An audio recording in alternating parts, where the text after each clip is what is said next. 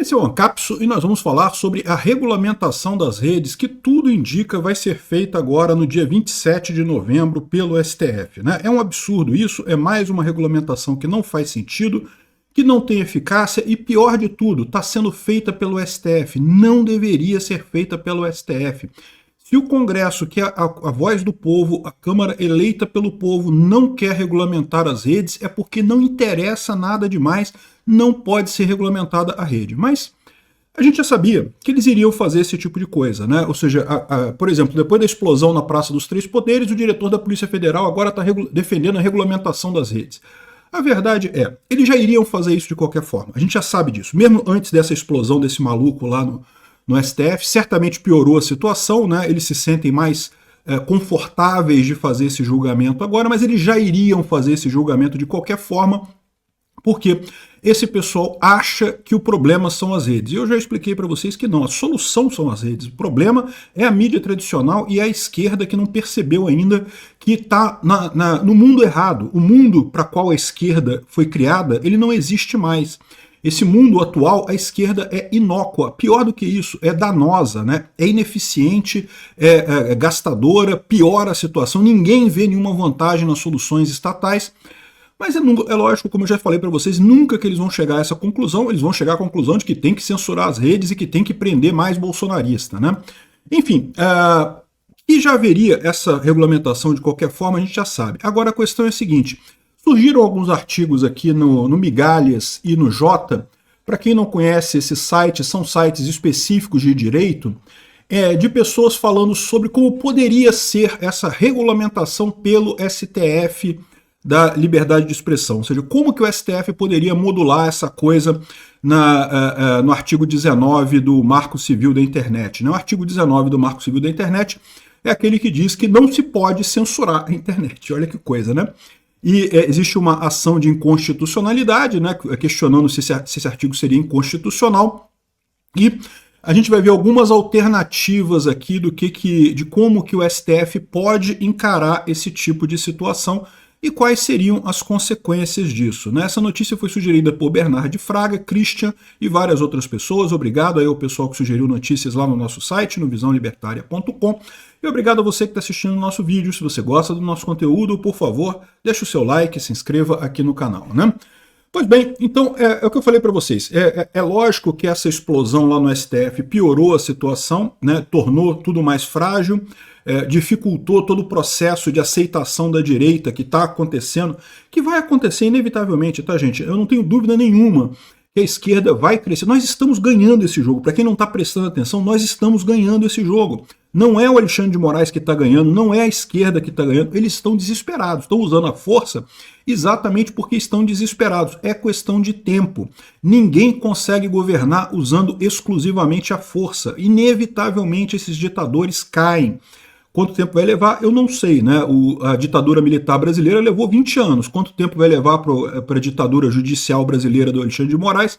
Eu não sei. Mas a gente está ganhando esse jogo, a gente não precisa se preocupar com isso, a gente está ganhando esse jogo. Só que, é lógico, né, não vai ser, não é que a gente vai ganhar todas as batalhas, algumas batalhas a gente vai perder, a gente vai ganhar a guerra. As batalhas, uma ou outra, a gente vai acabar perdendo.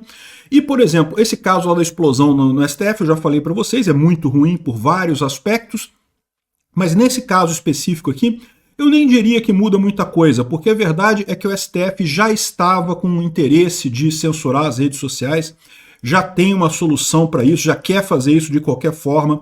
E como que eles podem fazer isso? Né? Porque o grande problema nessa história é que isso claramente é uma atividade do Congresso, é o Congresso que deveria fazer esse tipo de regulamentação. Né? E aí o STF está com aquela história de que, não, se o Congresso não fez, ele está se omitindo, a gente vai fazer, o que é um erro. Não é assim que funciona. O Congresso não aprovou a lei das fake news exatamente porque a população não quer isso. A população está vendo que isso é mera censura. Não vê esses monstros que o STF, que a esquerda vê nas redes sociais, na verdade não existem. São monstros apenas porque ameaçam a esquerda, porque questionam o STF, porque fazem críticas à estrutura do governo brasileiro. E isso são críticas legítimas, são coisas que a democracia deveria aceitar sem problema algum. É lógico, quem é criticado nunca gosta. A esquerda está detestando isso, por quê? Porque vê que está perdendo força, não está conseguindo eleger mais ninguém, não conseguem mais tocar corações e mentes das pessoas, né? Aliás, vamos ver como é que vai ser as manifestações hoje do fim da jornada 6x1, bom, vamos ver. Mais tarde, vou fazer outro vídeo sobre isso mais adiante, né? Mas, enfim, o que aconteceu, né? Então, eles já tinham decidido, eles já iam fazer isso de qualquer forma. Isso não mudou, isso eles já iam fazer. O curioso é esse daqui, ó. Tem dois artigos aqui, ó. Esse aqui do Gustavo Borges, Dr. Gustavo Borges, e esse outro aqui do Dr. Henrique Zétola e do Dr. Jamil Assis. O Jota e o Migalha são sites de advogados, né? Então, isso aqui é opinião, não é que... Não estou dizendo que é isso daqui que o STF vai fazer, mas eles estão apresentando algumas alternativas que poderiam ser adotadas pelo STF nesse julgamento, e a gente já pode ter uma dica, né, do que seria isso daí. Lógico, a gente só vai saber no dia 27, quando começar esse julgamento do STF, que a gente vai ter certeza do que acontece, né? E bom, o que eles estão colocando aqui, primeiro esse caso aqui do Dr. Gustavo Borges aqui no Migalhas, ele fala sobre como que o STF poderia considerar a questão da modulação do artigo 19. O que ele fala aqui é que provavelmente o que vai acontecer? Esse julgamento é para verificar a validade do artigo 19 do Marco Civil da Internet, que é o artigo que proíbe censura prévia na internet, né? E esse artigo, segundo as informações, segundo a proposta da ação direta de inconstitucionalidade, da ADI, justamente ele está sendo questionado, como se fosse algo inconstitucional.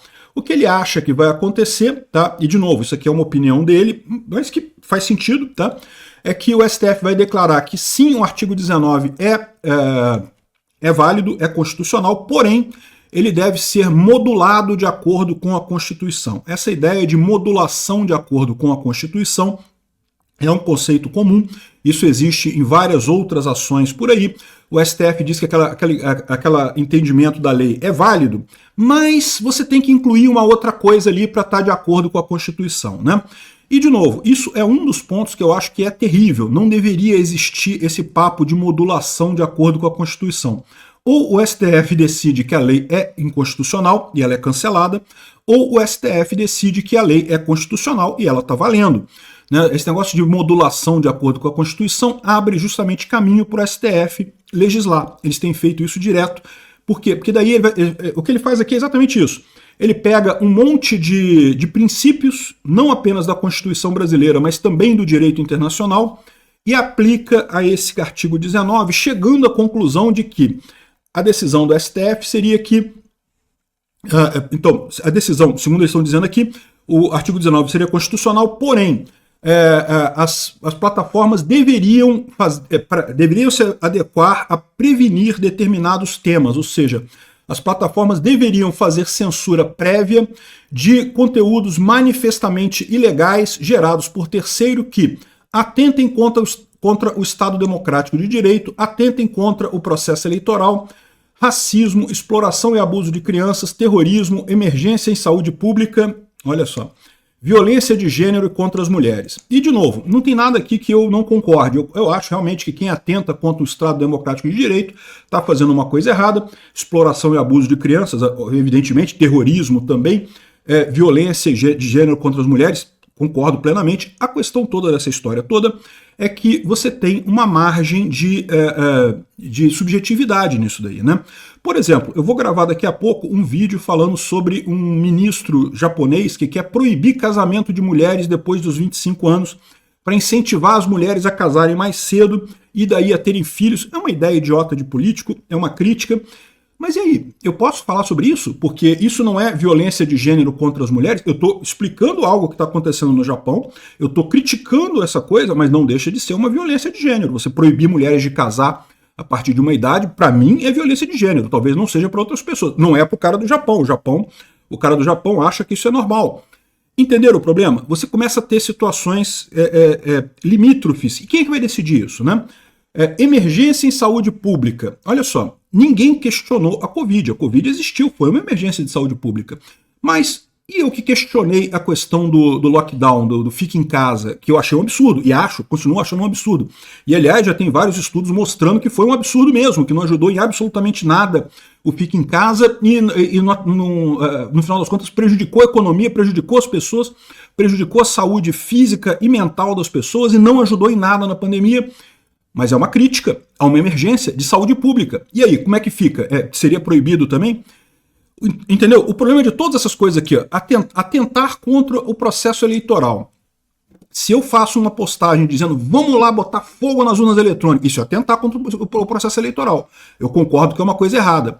Mas e se eu faço uma crítica às urnas eletrônicas? Eu digo que as urnas eletrônicas não funcionam ou tem problema. Eu já falei para vocês que eu não tenho problema nenhum com as urnas eletrônicas, ao contrário, sou um grande fã das urnas eletrônicas brasileiras, mas eu acho que as pessoas têm o direito de questionar. Ué, por que não? Sempre questionaram. O Flávio Dino já questionou, o Lula já questionou, um monte de gente já questionou as urnas eletrônicas brasileiras, porque que agora é um atentado contra o processo eleitoral.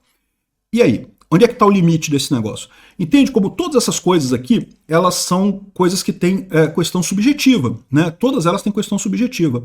E aí a plataforma ela vai ter que punir isso previamente, ou seja, ela não vai receber uma ordem judicial para fazer isso, ela vai ter que evitar isso antes. O que vai acontecer para as plataformas? Certamente a multa vai ser pesada. Então elas muito provavelmente vão preferir cortar qualquer coisa. E aí você simplesmente matou toda a discussão sobre, por exemplo, questão de segurança das urnas. Eu tenho vídeos meus aqui em que eu defendo a urna eletrônica desbancando cada oposição que o pessoal coloca sobre isso, sobre todas as críticas que o pessoal faz à urna eletrônica, eu respondo uma a uma delas. Mas é um vídeo que eu faço algumas críticas ao processo eleitoral brasileiro. Eu falo que tem algumas coisas que estão erradas no processo eleitoral brasileiro. E aí, esse vídeo inteiro vai ser tirado por conta disso daqui? É possível que sim, porque o YouTube vai chegar à conclusão de que, olha só, é arriscado. De certa forma, como você está criticando o processo eleitoral brasileiro, você está atentando contra o processo eleitoral brasileiro. Eu faço vídeos aqui dia sim, dia também, criticando o Alexandre de Moraes. Ele está implantando uma ditadura judicial brasileira, está tomando medidas absurdas e desproporcionais para calar a direita sem ter nenhuma base na realidade. E aí, isso é atentar contra o Estado Democrático de Direito ou não é? O ponto é que as plataformas, para evitar problemas, elas vão acabar cortando todos esses canais, provavelmente o meu, e vários outros que falam de política, e vão ficar só com os canais lá do pessoal que faz brincadeirinha, do Felipe Neto que faz brincadeira, não sei o que lá, do Big Brother Brasil, e não sei o que lá. Ou seja, vai ser uma situação muito triste, né? Vai acabar justamente por deixar essa decisão para as redes sociais, a tendência é que as redes sociais acabem piorando a situação, acabem sobrecensurando os tópicos, e com isso vai acabar gerando um problema sério para o resto dos brasileiros. A gente não vai poder mais discutir política basicamente com base nessas coisas todas que estão aqui. Eu acho um absurdo, acho um erro enorme, mas eu não duvido que vai ser alguma decisão nesse sentido que o Alexandre de Moraes vai tomar, que o STF vai tomar, né? Aqui eles descrevem mais detalhes aqui, mas no final das contas é essa a história, né? Ou seja, o que imagina-se é que o artigo 19 vai ser declarado constitucional, mas em razão da interpretação conforme a Constituição, reconhece que os provedores devem fazer a limitação da liberdade de expressão nos seguintes casos excepcionais e coisa e tal. Enfim, essa é a situação. Uma situação muito ruim. De novo, eles acham que isso vai fazer com que o brasileiro passe a gostar da esquerda, vai voltar a ser PT versus PSDB. Nada disso vai acontecer. O que vai acontecer é que as discussões vão continuar da mesma forma nos pontos que interessam, que é no WhatsApp da galera, transitando nos Telegram do pessoal, grupo da família, ali que dá a discussão política, né? E, infelizmente, no YouTube muitos canais vão acabar sumindo. O meu é muito provável que suma, não sei o que vai acontecer, mas espero que não, mas existe essa possibilidade realmente, né? Outra coisa é uma solução parecida com o que foi feita na Alemanha, né? Eles contam aqui o caso de quando teve ataques de muçulmanos contra alemães, lá em 2015, 2016, o Partido Alternativa para a Alemanha, o AfD, que é um partido que muitos chamam de extrema-direita, embora a única pauta realmente que você pode chamar de extremista é ser contra a imigração, e não vejo isso como uma pauta extremista. Eu sou a favor da imigração, acho que a imigração é uma coisa positiva para os países. Sim, concordo, é um absurdo as pessoas que estupraram mulheres e bateram em pessoas lá na Alemanha, né, imigrantes que fizeram isso têm que ser processados, têm que ser presos, evidentemente, são criminosos, mas isso não quer dizer que todos os imigrantes sejam. Esses imigrantes que são criminosos são uma minoria, como qualquer grupo vai ter lá as maçãs podres em qualquer grupo que você pegar. A imigração, de forma geral, é muito positiva para os países, embora eu reconheça que tem problemas. né? Em algumas situações você tem mesmo que fazer talvez uma triagem mais profunda, você tem que fazer uma limitação mais séria sobre imigração. Então, assim, embora eu seja favorável à imigração, eu acho que a discussão é válida. Tem que discutir mesmo esse negócio de imigração. A Europa tem razão em discutir esse tipo de assunto, né? Enfim, então isso cresceu o AfD. E lá na Alemanha o pessoal ficou apavorado. Caramba, um partido de direita, a extrema-direita, neonazista, não sei o que lá, botaram todos os termos ruins sobre o AfD e disso resultou uma lei que praticamente proibia o AfD nas redes sociais, né? Eles fizeram uma lei com o chamado NetzDG, esse nome aqui em alemão, que eu não vou me atrever a tentar pronunciar essa coisa aqui, tem um monte de letras aqui, um monte de consoantes juntas, eu nem saberia como começar a pronunciar isso, vou ficar com o NetzDG, que é o nome do programa lá, que passou a funcionar em 1º de janeiro. Detalhe, tá? Isso aqui foi uma regulamentação aprovada no Congresso alemão. Então, diferente do STF, que está querendo fazer na marra, o Alexandre de Moraes, da cabeça dele, sem ter um voto, ele está querendo estabelecer regra para o povo brasileiro, aqui não. Na Alemanha, foi o Congresso alemão, você pode concordar, pode discordar, mas foi feito da forma correta. Então, isso começou a funcionar em 1º de janeiro de 2018 e basicamente começou a ter um monte de censura, né? Tanto do Facebook, quanto do X, quanto do YouTube. E basicamente, o que é esse sistema, né? É justamente uma coisa parecida com essa. Uma lista de tópicos. Então, repara, o juiz não precisa mais dizer, ó, apaga essa postagem aqui, apaga essa coisa, não. O juiz pode falar assim, qualquer coisa que seja contra, sei lá, criticando urnas eletrônicas, eu quero que vocês removam tudo. E as redes sociais precisam remover tudo que tem daquilo ali. Então, isso é o que é o NetzDG, lá da Alemanha, que é a legislação da Alemanha sobre isso, né? Então, eles emitem essa ordem para as plataformas, ordens genéricas, e as plataformas têm que sair apagando tudo que tem relação com aquilo. E aí você cai no mesmo problema. Por quê? Porque você tem a situação de que o que é exatamente um atentado contra o Estado Democrático de Direito? Até onde que vai isso? E se você está discutindo uma crítica ao STF, isso é um atentado ao Estado Democrático de Direito? E se você defende uma posição diferente com relação às urnas? Eu acho que o voto no Brasil deve ser tudo em papel. Uma ideia idiota, mas e por que não? Por que você não pode discutir isso? Isso é um ataque ao processo eleitoral, né? Enfim, você cai no mesmo problema que eles falam aqui. Começou a ter essa questão que isso se tornou um modelo para países autoritários. Tá? A Rússia copiou a legislação da Alemanha, né? A China copiou a legislação da Alemanha.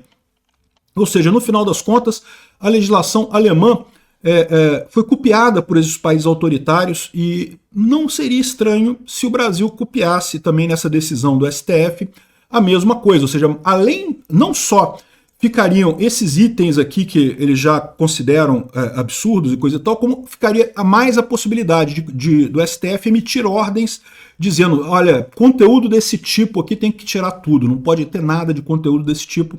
E, de novo, o que isso vai levar? Isso vai levar à sobrecensura, porque a inspiração para o Brasil, pode ser que seja inspiração para o Brasil, né? Infelizmente, né? Ou seja, isso é a história. Vai ser ruim, qualquer que seja a decisão do STF no dia 27 de novembro. Pode ser que o meu canal não sobreviva a isso, já ficam avisados. Eu provavelmente, nesse caso, vou continuar com canais em redes descentralizadas, como o BitChute, e o Rumble, e o Odyssey, e outras redes que ainda funcionam aqui no Brasil, mas que não tem muita audiência, né? Não ganha muito dinheiro, mas fazer o quê? Eu provavelmente vou continuar por lá, caso o meu canal suma, mas a expectativa é isso daí. Agora, o mais curioso dessa história é o que eu falo para vocês. Eles fazem isso achando que vão destruir a direita no Brasil. Sabe o que aconteceu na Alemanha? De lá para cá, o AfD só cresce. Só cresce. E cresce cada vez mais. Nas últimas eleições se tornou, em várias regiões da Alemanha, o partido mais votado. Apesar dessa censura toda, que foi feita com o objetivo de matar o AfD. Pois é. Boa sorte aí, Xandão. Obrigado por assistir o vídeo até o final. Além de curtir, compartilhar e se inscrever no canal, considere se tornar patrocinador com valores a partir de R$ 1,99. Clique no botão Seja Membro abaixo para saber as condições e vantagens de patrocinar o canal. Mais informações sobre o nosso projeto, visite nossos sites indicados na tela.